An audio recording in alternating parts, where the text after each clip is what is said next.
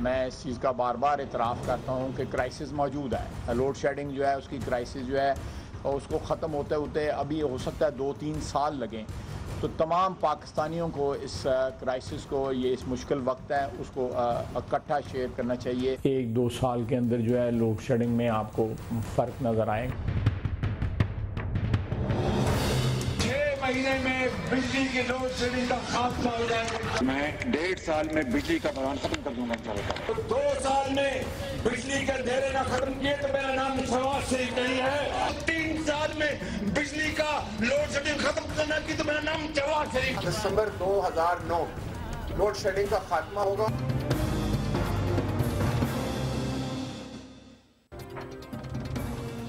अस्सलाम वालेकुम। शहबाज शरीफ साहब का नाम आज भी शहबाज शरीफ साहब ही है। जैसे राजा परवेज़ अशरफ साहब का नाम नहीं बदला, दिसंबर में लोड शेडिंग ख़त्म करते करते, तो छोटे मियाँ साहब का भी नाम भी वही है और वजारत आला भी कायम है। आज बड़े मियाँ साहब से उनकी मीटिंग जारी है, उस हवाले से मैं अभी कोई क्या सराही नहीं करूँगा, क्योंकि ख़बरें ये चल रही हैं कि किसी के जाने आने के लिए कोई बातें हो रही हैं। पहले भी एक डील तय पाई थी, शहबाज शरीफ साहब और चौधरी निसार साहब ने डील की थी फ़ौज के साथ कि जनरल परवेज़ मुशर्रफ को खुसूसी अदालत में पेश होंगे, वहाँ चार्जशीट होंगे, उसके बाद अदालत उन्हें जाने की इजाज़त अगर दे दे, अगर मैं अपनी तरफ से लगा रहा हूँ, अगर दे दे तो अब मियाँ साहब उन्हें जाने देंगे। ये डील तय पा गई और फाइनल स्टेज के ऊपर मियाँ साहब बैकआउट करके, जहाँ से उनके फ़ौज के साथ ताल्लुकात बिगड़े थे। तो ये माजी की डील थी, दोबारा नहीं मैं इसको दोहराता। आज मियाँ साहब जो भी फैसला करेंगे उसके ऊपर आपको अपडेट करेंगे। दूसरी खबर यह है कि पाकिस्तानी फ़िज़ाइया का एक त्यारा लखनऊ में लैंड किया। ये इंटरेस्टिंग खबर इस तरह है कि इंडिया से ब्रेक हुई और ओबामा के विज़िट के दौरान ये खबर ब्रेक हुई। तो पीएफ का अगर पाकिस्तानी फ़िज़ाइया का त्यारा लैंड करे तो एकदम से दुनिया सारी सोचती है यार ये क्यों लैंड कर गया। तो उनके डीपीआर पाकिस्तान एयरफोर्स के एयर कमोडोर अली, उनके मुताबिक ये फैनम छोटा पैसेंजर एयरक्राफ्ट है पीएफ का, इंस्पेक्शन के लिए सिंगापुर जा रहा था और इसको रास्ते में 2 रीफ्यूलिंग चाहिए होती हैं। छोटा जहाज़ है, वैसे ये लंबी एक ही फ़्लाइट नहीं ले सकता, और एक उसकी शेड्यूल्ड लैंडिंग थी लखनऊ में और दूसरी थी चिटागोंग बांग्लादेश के अंदर, और फिर उसने सिंगापुर जाना है। तो नथिंग अनयूजुअल, ये सारा कुछ ऑलरेडी प्री शेड्यूल्ड था, इन्फॉर्म था। कोई ऐसी चीज़ नहीं हुई कि कोई चीज़ पहुँचाने गए थे ओबामा साहब को या कोई चीज़ जासूसी करने गए थे। बकौल उनके ये रूटीन फ़्लाइट थी, इसके अलावा इसके मतलब कोई भी क्यास राई जो है वो दुरुस्त नहीं है। तीसरी खबर यह है कि पाकिस्तान का बिजली का निज़ाम तीसरी दफ़ा पूरा ऑलमोस्ट 80% ऑफ पाकिस्तान जो था, चारों प्रोविंशियल हेडक्वार्टर समेत मुकम्मल तौर पर बंद हो गया। पेट्रोल पहले ही बंद है, वो सो गए थे मंगवाना, पता चला अचानक कि 20-25% खपत बढ़ गई है। फिर एलसी 16 डिफ़ॉल्ट हो गई, हमें पता नहीं चला। अब ट्रांसमिशन लाइन तीसरी दफ़ा दहशतगर्दों को पता चल गया कहाँ से उड़ाएंगे, 5 से पूरा हमारा सिस्टम बंद हो जाता है। और ख्वाजा आसिफ साहब कहते हैं कि 19,000 किलोमीटर लंबी ट्रांसमिशन लाइन है, हम हिफाजत तो कर ही नहीं सकते और 3 साल अभी और लगेंगे। 1.5 साल गुजर चुका है, 3 साल का मतलब 5 साल नून लेके गुजर जाएंगे बिजली ठीक होते होते। तो ना हम 19,000 किलोमीटर ट्रांसमिशन लाइन की हिफाजत कर सकते हैं, ना हमारा इतना लंबा बॉर्डर है अफ़गानिस्तान के साथ, इंडिया के साथ, उसकी हिफाजत कर सकते हैं, ना इतना बड़ा मुल्क है उसको चला सकते हैं। तो हम करेंगे क्या? ये 3-4 सवालात हैं आज के प्रोग्राम के लिए। इस्लामाबाद स्टूडियोज़ में हमारे साथ हैं वज़ीर मुमलिकत बराए पानी और बिजली आबिद शेर अली साहब, कराची से हमारे साथ हैं निसार खोड़ो साहब पाकिस्तान पीपल्स पार्टी से, और पाकिस्तान तहरीक इंसाफ से असद उमर साहब हमारे साथ हैं। तीनों को वेरी वार्म वेलकम। आबिद शेर अली साहब, बिजली के ऊपर स्टार्ट करते हैं। तीसरी दफ़ा है जी कि पूरा मुल्क ही बंद हो गया, क्यों?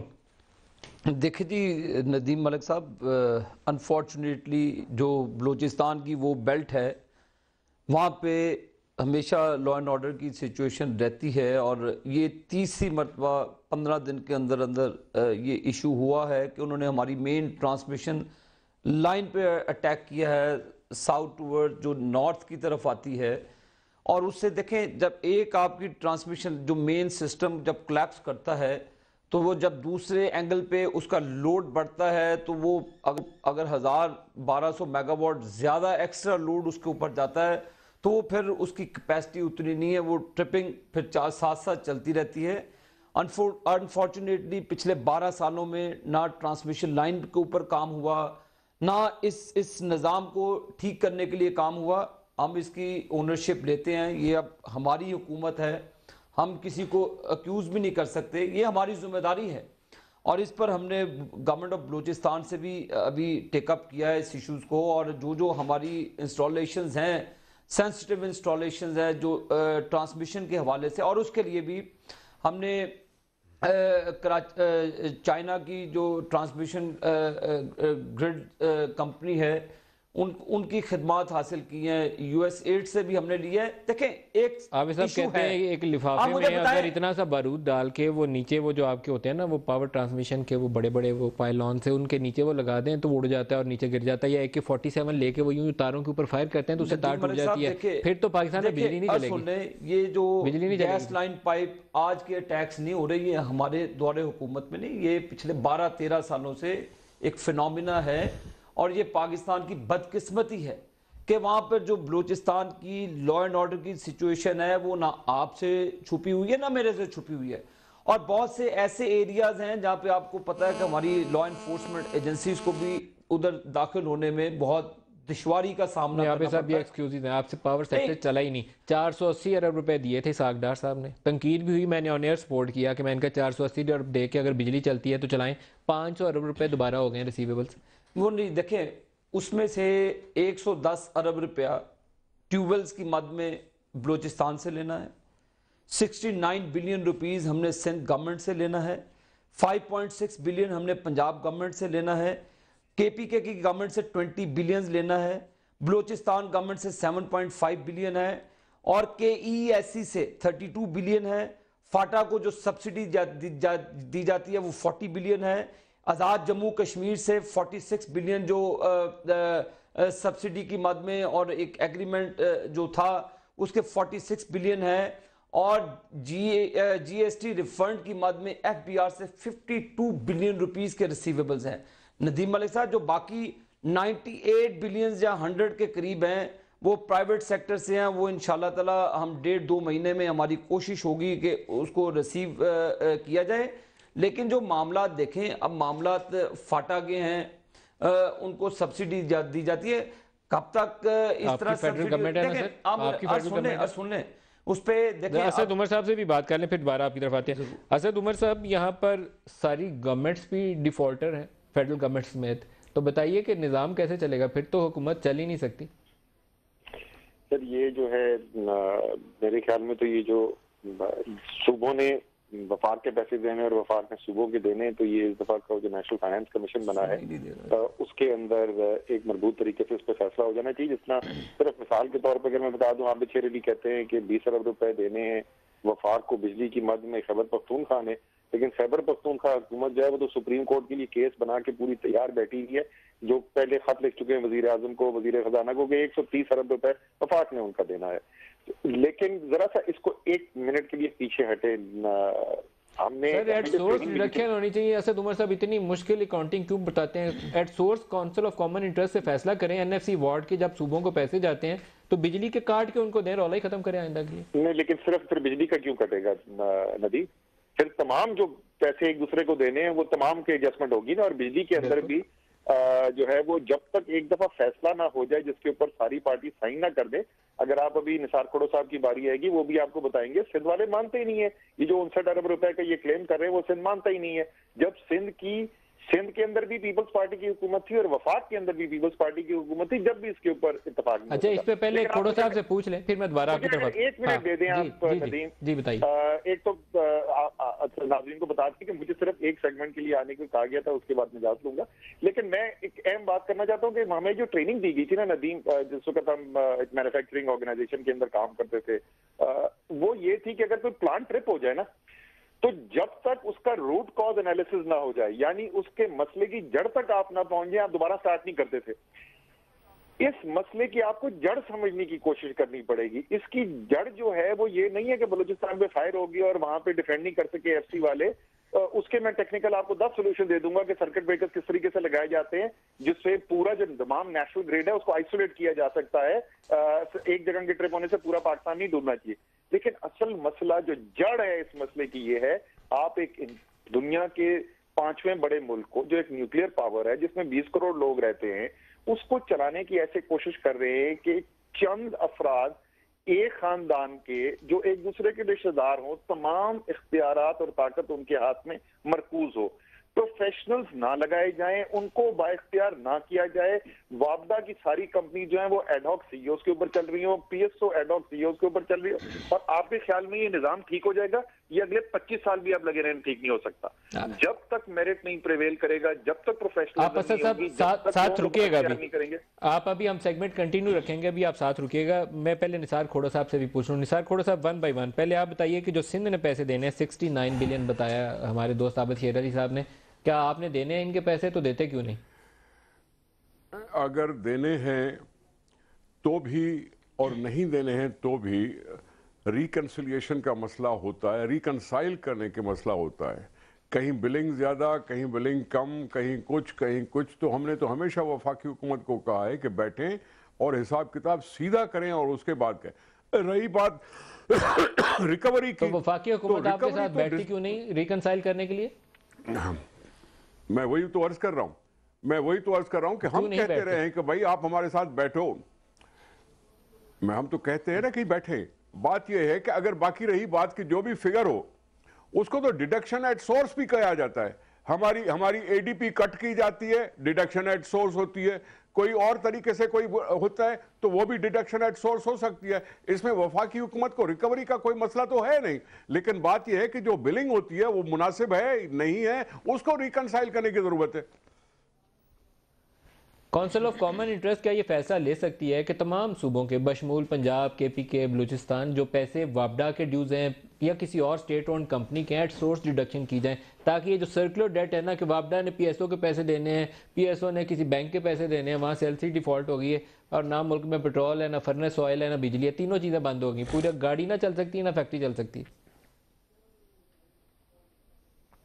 तो जनाब ये बात तो यही है कि इसको सॉल्व करने के लिए कोई टाइम निकाले, क्योंकि हमने तो ये सुना था कि जी 500 अरब रुपए दिए गए थे, वो पता नहीं क्या नाम था, सर्कुलर डेट के तौर पर, और उसके बाद फिर से ये पता चल रहा है कि फिर से उतनी रकम हो गई है। फिर वो पाकिस्तान की एक्सचेंज उस ट्रेजरी से जाएंगे ना, वो फिर वही सर्कुलर डेट को क्लियर करने के लिए। लेकिन मेरा सवाल तो ये बनता है कि अब जबकि पेट्रोल भी सस्ता हुआ तो फर्नेस ऑयल भी सस्ता हुआ होगा। अगर ये सारा कुछ अभी सस्ता हो रहा है और पाकिस्तान की बिलिंग इतनी ज्यादा बढ़ नहीं रही है, तो फिर तो अभी लोड शेडिंग कम होनी चाहिए बजाय इसके कि उसको बढ़ना चाहिए। सर जी तेल होगा तो कारखाना चलेगा ना, तेल ही कोई नहीं है। आबिद शेर अली साहब, आपने तेल दुनिया में सस्ता हुआ है, पाकिस्तान में आपने हवा में उड़ा दिया। देखिए बड़ा अफसोस है, मैं पहले असद उमर साहब को हमेशा वो ज़ाती अटैक करने से बाज नहीं आते, बहरहाल मेरी नेचर उन जैसी नहीं है। फैक्ट्स पे बात करें ना यार। मैं अगर फिर KPK में आपके रिश्तेदारों की लिस्ट और इन चीज़ों की चीज़ें पढ़ने जाऊँगा तो फिर आप उसको डिनाई भी नहीं कर सकेंगे। तो लिहाजा पर्सनल अटैक से बेहतर है कि फैक्ट्स एंड फिगर्स पे बात करें। रिलेटिव्स हैं KPK में बहुत है, बाकी जो चीफ मिनिस्टर है उनके रिश्तेदार MNA बने, ये पूरे के पूरे खानदान है। देखें नदीम मलिक साहब अल्लाह के फजलो करम से 7वीं मरतबा वोट लेकर आते हैं, अवाम हमें भेजती है। तो ये इस तरह के बच्चों वाली बातें ना किया करें जी कि फलान आ गया।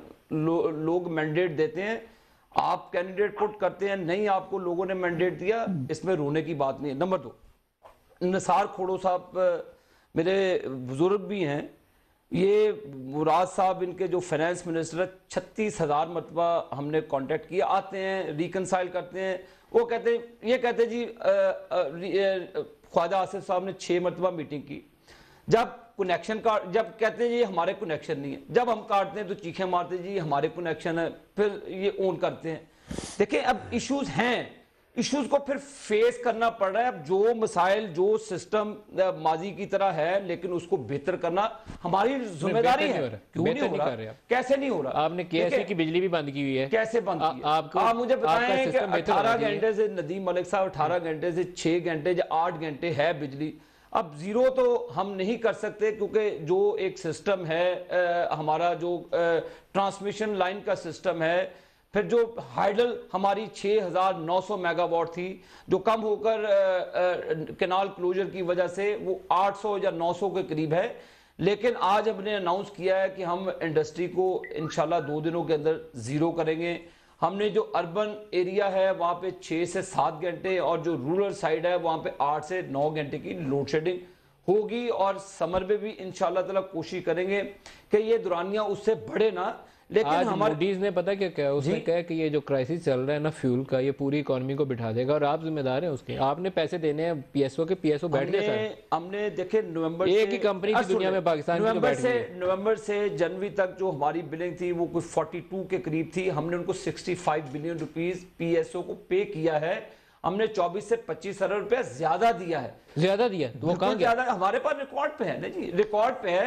मैं आपको रिकॉर्ड, ये नवंबर से जनवरी की उनकी बिलिंग लेने हमने 24 से 25 अरब रुपया नदीम मलिक साहब ज्यादा दिया है उनको। पैसे ज्यादा दिया है। किधर के पैसे? उनसे पूछे। 28 नवंबर से 24 दिसंबर तक 16 एलसीज कैंसिल हुई हैं। देखिए हमारी जो हमने 170 अरब रुपया देना है, हम उससे मुकर नहीं रहे।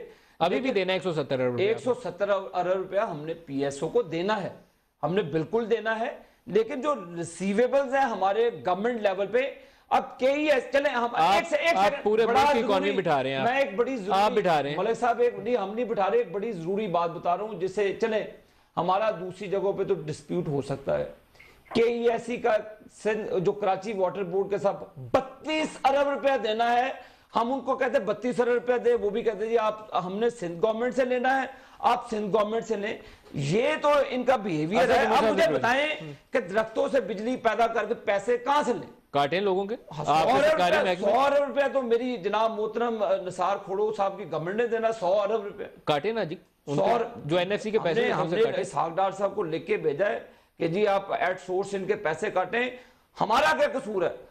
हमारा पावर सेक्टर का क्या कसूर है? बलोचिस्तान में अगर 110 अरब रुपया ट्यूबवेल्स की मद में लेना है, कोई नहीं मिलना, तो कोई नहीं मिलना। फाटा से मिल जाएगा आपको, फाटा से मिल जाएगा। आप वो रकम बता रहे हैं मुझे 40 अरब फाटा से लेना है, कहां से मिल जाएगा? मलिक साहब फिर इनकी बिजली काटें तब हम पैसे मांगे तब हम बुरे, बिजली ना दें तब हम बुरे, हम आपकी नजर में अच्छे कब होंगे? ये हमें बता दें। अच्छा तुम्हें साहब आप ये कहते हैं कि हम तो बेचारे फंस गए हैं, पैसे तो देते नहीं सरकार।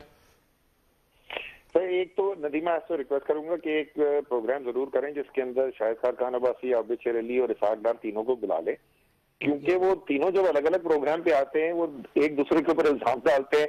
शाहिद खान अब्बासी कहते हैं कि जी फाइनेंस मिनिस्ट्री से पैसा आया था वो वाटर पावर ने अपने पास रख दिया, हमें हमारे हिस्से का भी नहीं मिला। आबिद शेर अली कहते हैं इनके हिस्से से भी 25 अरब रुपए था। तो कौन इन तीनों में जो झूठ बोल रहा है, या तीनों आपस में मुकाबला करके एक दफा कौम को बता दें, एक तो वो इशू सेटल हो जाएगा। आधा सच तीनों बोल रहे हैं सर।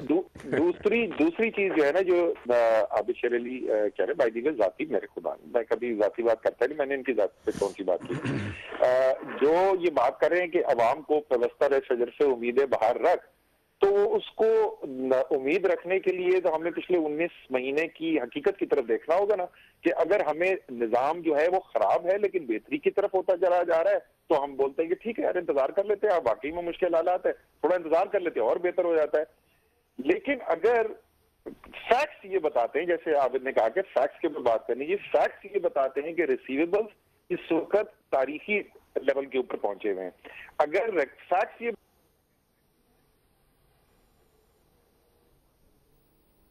लाइन कट गई। असद उमर साहब आपकी आवाज कट गई है दरमियान में, तो मैं ब्रेक ले लूं, मैं इस वक्त सुन नहीं सकता हो सकेगा ऑन एयर, आपकी आवाज नहीं जा रही। ब्रेक ले लूं, ब्रेक से वापस आते हैं तो आप बात पूरी कर लीजिएगा। ब्रेक ले लेंगे, हमारे साथ रहिए।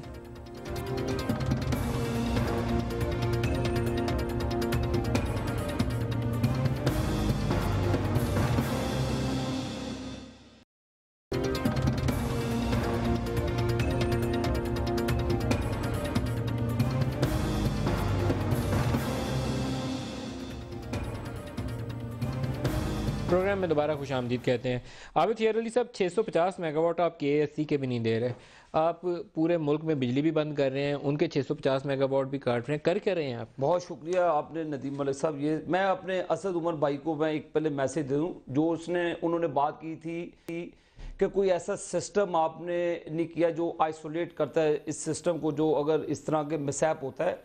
एस्काडा हमने ऑपरेशनल किया है, वो जनवरी के एंड तक वो हैंड ओवर हो जाएगा NTDC को, और इन फ्यूचर अगर खुदा न खास्ता ऐसा कोई वाकया होता है तो वो पूरे सिस्टम को ब्लैकआउट करने की बजाय वो जिस हिस्से में वो होगा उसको आइसोलेट कर देगा और पूरे सिस्टम में। आज तक ऐसा कोई सिस्टम इंस्टॉल नहीं था? नहीं, किसी ने कुछ नहीं किया हुआ मलिक साहब आप समेत। पीछे तो हमने तो किया जी एस्काडा नहीं, आपकी भी नहीं हमने तो आगे किया।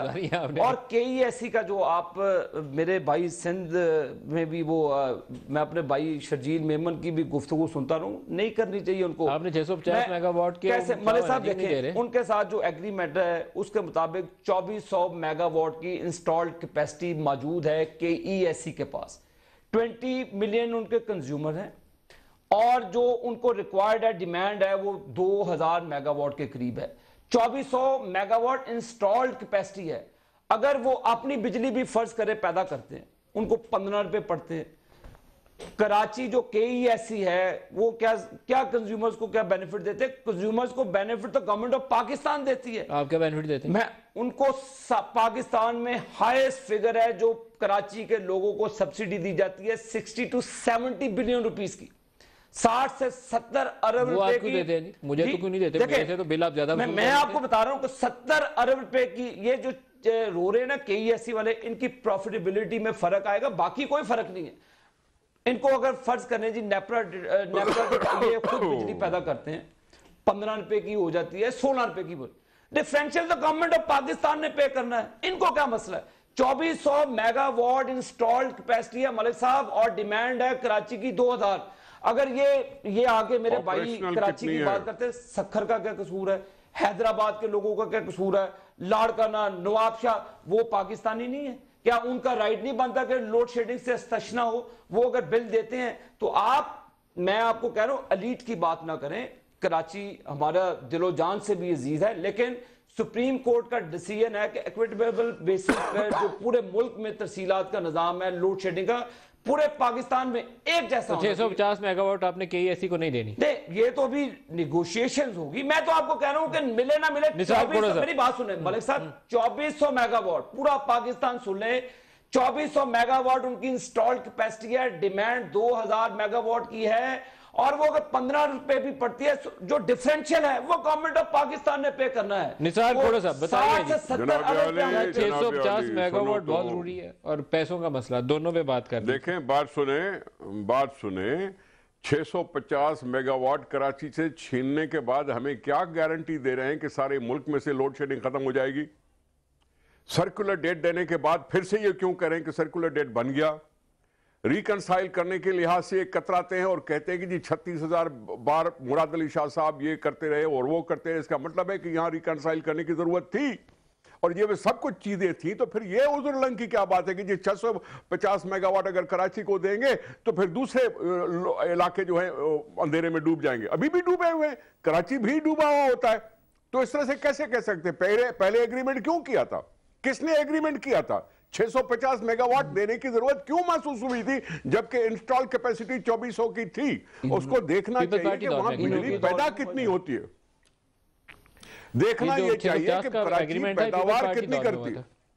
हमारे साथ सिर्फ उनकी प्रॉफिटेबिलिटी में फर्क आएगा, वरना कोई 2400 मेगावाट रन करे ना, अपना क्यों नहीं करते? वो ये आबद शेर साहब का दावा ये है कि आप पैदा कर सकते हैं 2000 मेगावाट और आपको पड़ता है 15 रुपए यूनिट और जो वापडा की बिजली है वो पड़ती है 13 रुपए यूनिट। ये वो कह रहे हैं और वो डिफरेंशियल जनाब अली मैं गुजारिश कर रहा हूं, आगे भी उनको नेपरा जो भी डिफरेंशियल होता है वो फेडरल गवर्नमेंट देती है, KESC से नहीं देती। मेरी बात सुन लें आप, मेरी बात सुन लें, बात सुने। ये प्राइवेटाइज KESC पीपुल्स पार्टी ने भी नहीं की थी, नवाज शरीफ साहब ने भी नहीं की थी। अगर की गई थी तो मुशर्रफ साहब के जमाने में की गई थी। नो सर, KESC प्राइवेटाइज पहले की गई है। आप मेहरबानी करके अपनी रिकॉर्ड की दुरुस्ती करें और ये पहले प्राइवेटाइज थी हुई थी और उसके बाद आपके पास है। आप अपनी लोड शेडिंग अगर बेहतर कर सकते हैं और बिलिंग अगर कम हो सकती है, भले नेशनलाइज कर दें, आप प्राइवेटाइजेशन खत्म कर दें। अगर प्राइवेटाइजेशन भी है वो पूरी जनाब यानी ये पहले हुई थी प्राइवेटाइजेशन। 26/8/2008 को किसकी गवर्नमेंट थी? ये KESC की प्राइवेटाइजेशन जनरल मुशर्रफ के जमाने में। 8 को किसकी गवर्नमेंट थी? नहीं, एक चीज की जनरल मुशर्रफ के जमाने में हुई थी। मैंने ECC कैबिनेट के डिसीजन बता रहा हूं। 650 मेगावाट समरी का बता रहे हैं, उसी बिल्कुल उसी की बात अरे वो KESC की प्राइवेटाइजेशन की बात कर रहे हैं। दूसरी बात वो भी दूसरी बात की बात कर रहे हैं। वो सारी आपको आमिर साहब, खोड़ो साहब जी, खोड़ो साहब, सॉरी खोड़ो साहब, मैंने आपको काटा माजूर, उसके लिए मैंने फैक्ट्स बताए।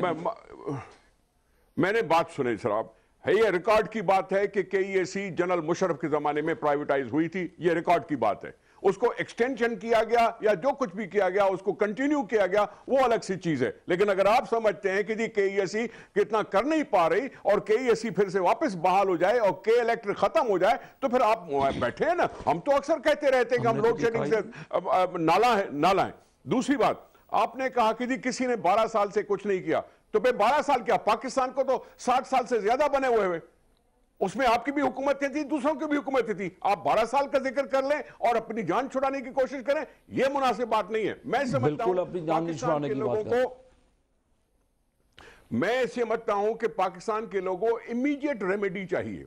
शॉर्ट टर्म कुछ न कुछ रेमेडी अगर करा सकते हैं तो करें। 500 अरब रुपए सर्कुलर डेट में दे सकते हैं, लेकिन दूसरी कोई रिसोर्स जनरेशन की बात नहीं कर सकते। हम कुछ नहीं कर सकते कि जी यहां बिजली ज्यादा पैदा होना शुरू हो जाए। हमारे लोग तो बढ़ रहे हैं, पॉपुलेशन बढ़ रही है, कच्ची आबादियां बढ़ रही हैं, घर बढ़ रहे हैं, गांव बढ़ रहे हैं, शहर बढ़ रहे हैं, यकीनन डिमांड तो होगी ही होगी, यकीनन तो डिमांड होगी। उसमें आपको रेमेडी के बारे में आप साहब से जवाब ले लेते हैं। आज फैसलाबाद में भी मुजाहरा हुआ आपके अपने इलाके में, जहाँ से आप वजीर हैं बिजली के, वहाँ पे भी लोगों ने आज बिजली की बंदिश के खिलाफ मुजाहरा किया। आपको पता है इस बात का? तो आपके मेरा नहीं ख्याल कि वहाँ पर कोई ऐसा प्रोटेस्ट दिखाएगा। वो शायद गैस की वजह से हो, तो उसको बीच में आपने बिजली भी ऐड कर दी। चले बहरहाल प्रोटेस्ट हुई, आपके भाई प्रोटेस्ट हुई ना, हमारी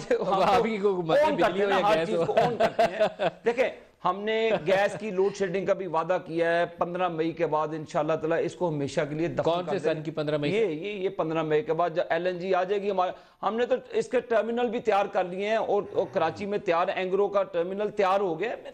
देखें मलिक साहब, रोना आप कह रहे हैं कि एक दिन आए, एक दिन में आए, अगले दिन पाकिस्तान ठीक कर दें, ये तो ज्यादती है। आप कहते तो क्वेश्चन देखें ना, आप तो आप गैस कहां से पैदा कर लेते? आप मुझे बताएं गैस कहां से पैदा कर लेते? जो मेरे नसार खोड़ो साहब को आप कहते हैं हमने त्रिबेला एक्सटेंशन 4, 5, 2800 मेगावाट का ये हाइडल है, इंशाल्लाह ताला 2 साल में सिस्टम में आ जाएगा। जो नीलम जेलम है सर, मैंने 82 अरब 80 अरब रुपए में बनना था, इनकी नाहली की वजह से वो नहीं बना। इन्होंने बस लटकाया और उसकी कॉस्ट 200 अरब रुपए और बढ़ गई है, और बढ़ गई इनकी वजह से, और हमें वो उसको आना पड़ा।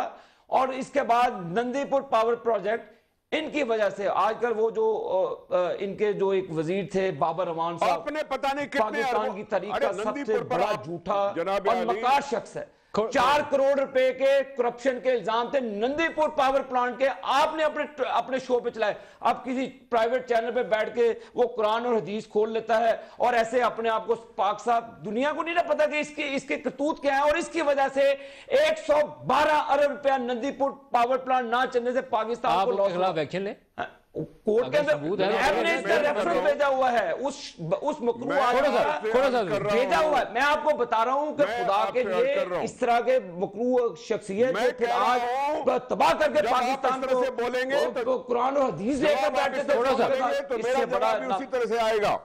और दासू डैम जो आपकी हुकूमत नहीं शुरू कर सकी थी, हमने अल्लाह के फजलो करम से दासू पे भी काम शुरू कर दिया है, बादशाह पे भी काम शुरू बोलूंगा ना, खोड़ो साहब बस करेंगे तो मैं बोलूंगा। मैं कह रहा हूं आपकी हुकूमत को 2 साल होने को आ रहे हैं, फिर नंदीपुर और दूसरी चीजें क्यों नहीं चल पड़ी? आपके 2 साल का जवाब किस तरह से होगा? आपने किसी और पर डाल दिया, आपने पैसे उनको रिलीज नहीं किए, पता नहीं कितने अरबों दिए। फिर नंदीपुर का क्या हुआ? अभी तक फंक्शनल क्यों नहीं हुआ? कोई पूछ सकते हैं आपसे? फंक्शनल है। शहबाज शरीफ साहब से पूछना पड़ेगा। आपको बताएं, हमने तो आपकी करप्शन पे, वहां पे आपकी करप्शन के जो हम बाहर थे, अल्लाह के फजलो करम से हमने तो कमीशन कर दिया। ये मार्च में पूरा ऑपरेशन, ये 95 मेगावाट एडिशन हो चुकी है, 42 रुपए यूनिट पे डीजल पे चला के। देखिए जी, वो तो हमने रिजर्व में रखा हुआ था और पीक आवर्स में बिल्कुल चला डीजल पे। अब कंबाइंड सर्कल है, वही डीजल पे 21 रुपए में आ जाएगा। जवाब दो नदीम साहब, नदीम साहब, मैं ये जवाब दे रहा हूं कि अगर इस तरह से करप्शन की बात करें तो फिर मैं लोगों की बातों को कैसे रोक सकूं जब वो कह रहे हैं कि जी हस्ब सुप्रीम कोर्ट के अंदर है। मैंने तो खोड़ो साहब माजरत के साथ आप पे मैंने कोई बात नहीं की। जिस शख्स की बात की है उसका केस सुप्रीम कोर्ट और नैब के अंदर है। माजरत के साथ मैंने आपकी बात नहीं की, मैंने तो उस शख्स की बात की है जिसका केस सुप्रीम कोर्ट में चल रहा है।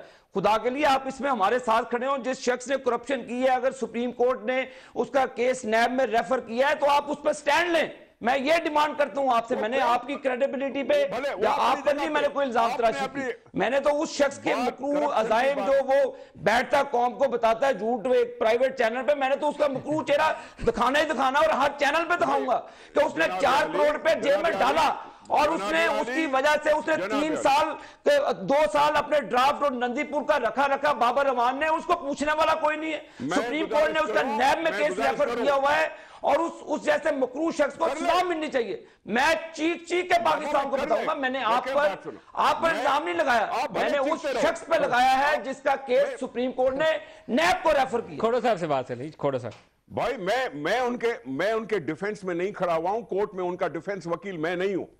वो जाने, उनका केस जाने और सुप्रीम कोर्ट जाने, और सुप्रीम कोर्ट की वजह से मैं क्या कह रहा हूं कि जी उनके ऊपर केस ना चले, मैं क्या कह रहा हूं कि नैब पे ना जाए, वो मसला नहीं है। करप्शन की बात करेंगे तो फिर करप्शन के लिहाज से आप पर भी इल्जाम लग रहे हैं कि जी हस्बे मंशा साहब को 500 अरब रुपए दे दिए गए। मुझे नहीं मालूम लोग क्यों कहते हैं, साबित करें अगर कहने को माजरत को खोड़ो साहब, मैं नहायत ही माजरत के साथ आपका एहतराम और आपका अदब, क्योंकि आप स्पीकर भी रहे हैं, अब आप तालीम के, आप वजीर तालीम भी है वहां पे।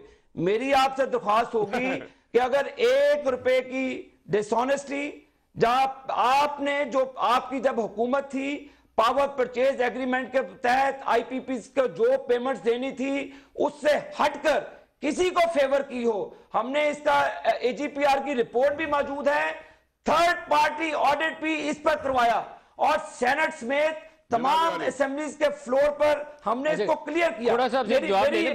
बड़ा इल्जाम लगाया जी मियां मंशा साहब को या किसी भी आईपी हमने कोई बिल की हो, मलिक साहब आप सूली पे लटका। खोड़ो साहब मैंने आपसे पहले भी गुजारिश की थी कि मैं दूसरे सेगमेंट के बाद इजाजत लूंगा, लेकिन बात यह है कि करप्शन पर कोई नहीं कहता कि जी करप्शन होनी चाहिए।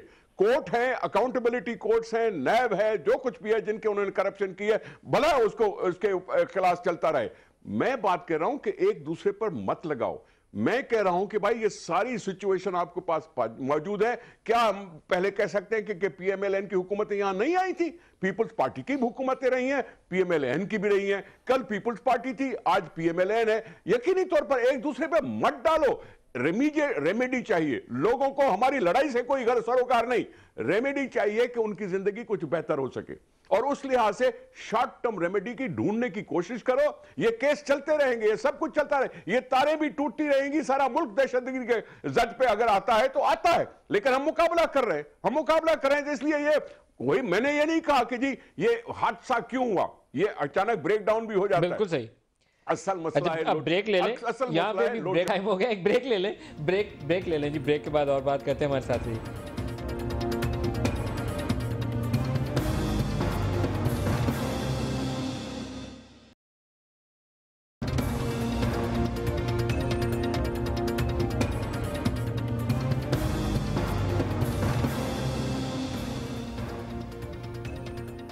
प्रोग्राम में दोबारा खुश आमदीद कहते हैं। आबिद शेर अली साहब जो हैं वो दोस्त हैं, तो इनको मैं मजाक कर रहा था कि नून लीग की हुकूमत ने पूरे पाकिस्तान में अंधेर मचाया हुआ है, ना बिजली है, ना पानी है, ना गैस है। तो ये तो बता दें यार कि बिजली कभी पाकिस्तान में आएगी भी कि नहीं आएगी? मलिक साहब, चाइना स्टेट ग्रिड कंपनी के साथ हमने एक एग्रीमेंट किया है, 3 दिन पहले हमने MOU साइन किया है और टैरिफ के लिए हमने भेज दी है, समरी नेपरा को मूव कर दिए। 3,500 मेगावाट जैसे ये नेपरा टैरिफ डिटरमिन कर देगा, 3,500-4 हज़ार मेगावाट इंशाअल्लाह अल्लाह के फजलो करम से 2017 तक पाकिस्तान में चाइना से थ्रू ट्रांसमिशन लाइन तैयार बिजली चाइना में होगी। आप ट्रांसमिशन लाइन हमने सिर्फ ट्रांसमिशन लाइन तो वो भी उन्होंने बिछा के देनी है। कहाँ कनेक्ट करेंगे अपने सिस्टम से? ये आएगी हमारे पास, वो उनका है डाटा, मैं आपको वो डिटेल प्रोवाइड कर दूंगा। 3-4 मुश्किल नाम है, तो पता होता तो मैं नेशनल ग्रिड से उसे अटैच करेंगे इंशाल्लाह। 3,500 से 4,000 मेगावाट वो, और जो हम LNG इंपोर्ट करने जा रहे हैं उससे जो हमारे गैस ना होने की वजह से पावर प्लांट बंद है, अल्लाह के फजलो करम से वो भी चलेंगे। कितने बंद है इस वक्त? तकरीबन देखिए, गैस जब विंटर्स में सर्दियों में कमी होती है हमारी, इस वक्त कितने बंद है? तकरीबन राउंड अबाउट 1500 से 1500 2000 मेगावाट बंद पड़ा हुआ है। वो भी हमारी, और जो तेल नहीं मिल रहा पीएसओ से, उसका क्या कर रहे हैं, वो कहां से ले रहे हैं? वो हमारा देखें वो सिस्टम चल रहा है। और जो हाइडल इस वक्त जो कैनाल क्लोजर की वजह से, तेल कहां से ले रहे हैं जी? तेल हम मुख्तलिफ प्राइवेट कंपनियों से भी ले रहे हैं। हमारे जो कार्गोज हैं वो 1,20,000 टन इंशाल्लाह ताला 2-3 दिन तक आ जाएगा। और बाकी माइंदा अगले फरवरी में आएगा और इंशाल्लाह कमी नहीं होने देंगे। और 2-3 दिनों तक इंडस्ट्री को भी जीरो करेंगे, अर्बन एरिया को मेक श्योर करेंगे कि वहां पे 6 hours to 7 hours load shedding हो, और रूरल एरिया में भी ऐसा होगा। और हमने इंशाल्लाह ताला ये 15 मई तक सिस्टम में 1500 से 2000 मेगावाट नई बिजली ऐड करेंगे। और जो पिछला समर था और ये समर, इसमें बहुत फर्क होगा। जो कैश परचेजेस कर रहे हैं वो पैसे कैसे मैनेज कर रहे हैं? ये हम जो हमारी रिकवरीज हो रही हैं, जो हमारा डिस्कोस से है, हम अपने मिनिस्ट्री हमारा सेक्टर खुद परचेज कर, तेल अब कैश पे परचेज कर रहे हैं, कैश पे भी है, और हमारी वो एलसी, हम इसमें कोई फर्क नहीं आने देंगे इंशाल्लाह ताला। कौम को मायूसी नहीं होगी, ये हाइप क्रिएट की है और इसमें इंशाल्लाह कौम को मायूसी नहीं। लास्ट क्वेश्चन, अंधेरे अभी कितने दिन आप कायम रखेंगे? देखिए अंधेरे नहीं है, ये 2017 से पहले 2017 तक इंशाल्लाह ताला के इन अंधेरों का खात्मा हो जाएगा। 3 साल, 2-2.5 साल 3 साल। देखें मलिक साहब, 2017 तक सोए रहे कौम? नहीं, सोए नहीं रहे, बतदरीज इंशाल्लाह ताला ये जो विंटर आएगा 2-3 घंटे का फर्क पड़ता जाए। आबिद शेर अली साहब, वज़ीर ममलकत बराए पानी और बिजली, बहुत शुक्रिया आज के प्रोग्राम में आप हमारे साथ रहे। आज के प्रोग्राम से इतना ही, इजाजत दीजिए, खुदा हाफिज।